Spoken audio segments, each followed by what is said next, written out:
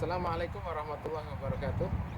Alhamdulillah wassalatu wassalamu ala nabiyina Muhammadin wa ala alihi wa sahbihi ajma'in wa ba'du. Pemirsa yang dimuliakan Allah Subhanahu wa taala.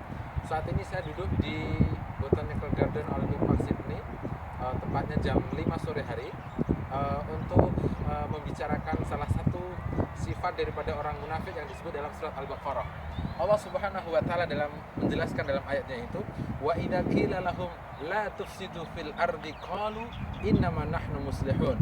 Apabila orang-orang munafik itu dikatakan, janganlah kalian berbuat kerusakan di muka bumi ini, mereka mengatakan kami hanya memperbaiki, kami hanya berbuat baik, kami hanya meningkatkan, kami hanya menyuburkan, kata mereka.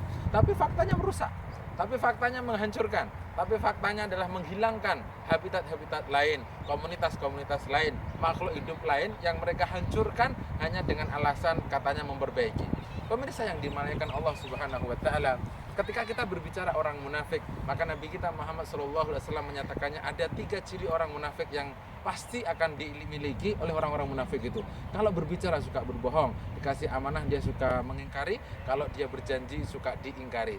Maka apabila 3 kalimat itu ada pada diri orang itu, maka orang itu adalah munafik yang resmi.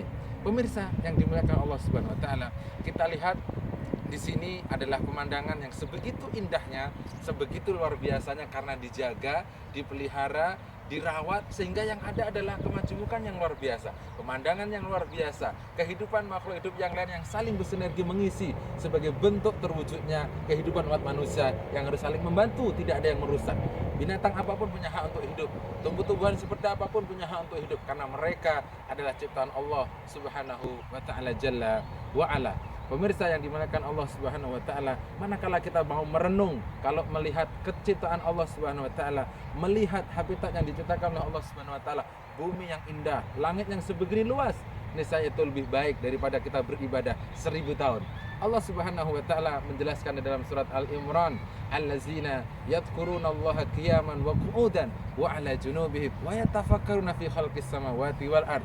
Mereka orang-orang yang bisa mengingat Allah sambil duduk, berdiri dan berbaring, memperhatikan, melihat penciptaan Allah Subhanahu wa taala. Kita jangan pernah berbuat merusak, apalagi menghilangkan, apalagi menghancurkan seperti yang bisa kita jumpai di negara kita Indonesia. Kita lihat di sana, manakala ada tumpukan sampah, selalu ada yang dikorbankan. Manakala ada pembangunan fasilitas, selalu ada yang dihilangkan, selalu ada yang dikorbankan. Kenapa kita tidak berpikir semuanya dikasih hak hidup?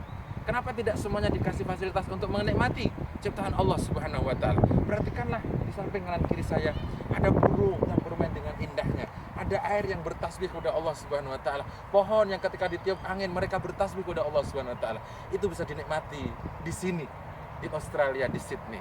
Semoga kita lalu bisa mengambil pelajaran manakala kita menjaga keteraturan, keindahan alam semesta yang diciptakan oleh Allah Subhanahu wa taala, lalu tidak kita rusak dengan bahasa kemunafikan, kemusyrikan, ketidaktaatan dan perbuatan maksiat. Niscaya alam ini akan selalu bersahabat dengan diri kita semuanya. Semoga ada manfaatnya. Wabillahi taufiq wal hidayah. Wassalamualaikum